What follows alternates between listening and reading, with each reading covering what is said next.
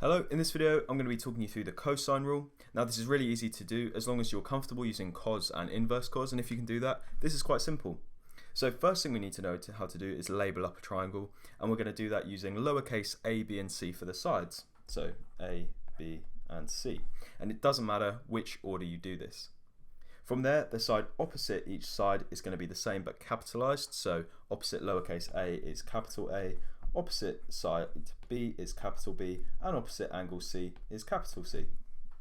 Now, once we've done that, the cosine rule tells us that side A squared is equal to B squared plus C squared minus 2 times B times C, all multiplied by cos of angle A.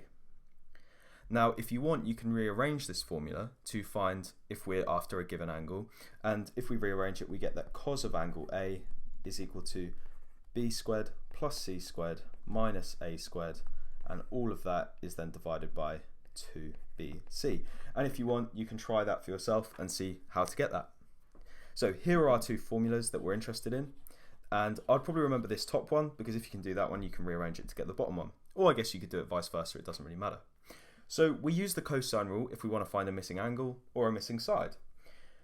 And we know we're going to use it if we're given two sides and an angle that's between them. So for example, we might be given this side, and this angle between them. Okay, or we use it if we're given all three sides and no angles.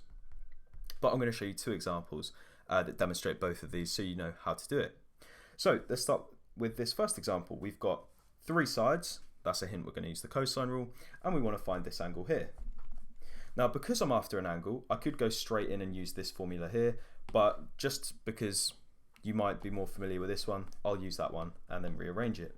So let's bring this formula down here. So first thing I'm going to do is label up the sides.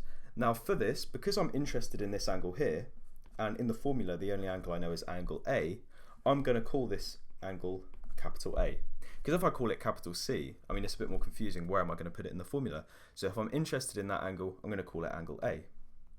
So then this side here must be side A, and the other two, it doesn't matter. From here, I'm just going to substitute everything I know into the cosine rule. So side A is 8, so 8 squared is equal to side B squared, so 6 squared, plus side C squared, so plus 100 squared, minus 2 times B, which is 6, times C, which is 10, all times by cos of angle A, which is x. I'm now going to simplify all of this. So we get 64 is equal to, well, 36. Oh, I made a mistake, sorry, that should be 10 squared. 6 squared plus 10 squared is 136, minus 2 times 6 times 10, that's 120 times cos x.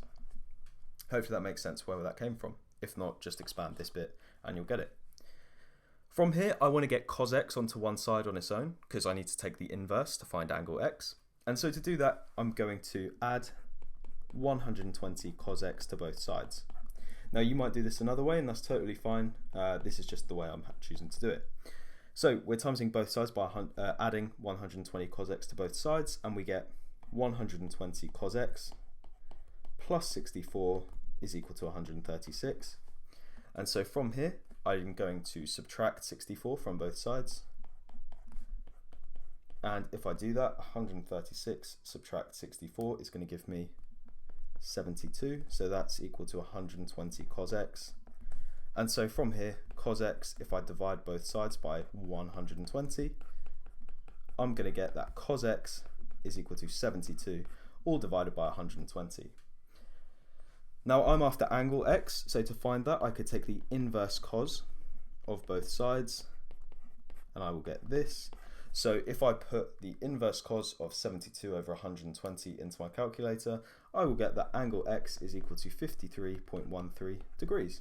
And there we go, we found the missing angle. The other time we're going to use it is to find a missing side. So you can see here we've got two sides with an angle between them. So again, let's bring the cosine rule down so that we don't have to rewrite it again. So first thing I'm going to do is label up my triangle, and remember what I said, angle x, well, we're given one angle, sorry, angle A, we're only given one angle, so I'm going to call this angle A. So this is side A, so this is B and C. And the formula tells us that side A, in this case it's x, squared is equal to b squared, which is 8 squared, plus c squared, which is 12 squared, minus 2 times b times c times cos of angle A. And all I'm going to do is put this into my calculator, so 8 squared plus 12 squared, and then from that I'm going to subtract 2 times 8 times 12 times cos 55, and if I do that I get that x squared is equal to 97.87, so I'm going to square root both sides and I get that x is equal to 9.89 centimetres. Now it can't be negative because it's a length or a distance, so it has to be positive, and there you go, I found my missing side x, and that's it. So go over to my channel for more tutorials on stuff like this and past papers, or go over to my TikTok for worked exam questions. Thanks for watching, and don't forget to subscribe.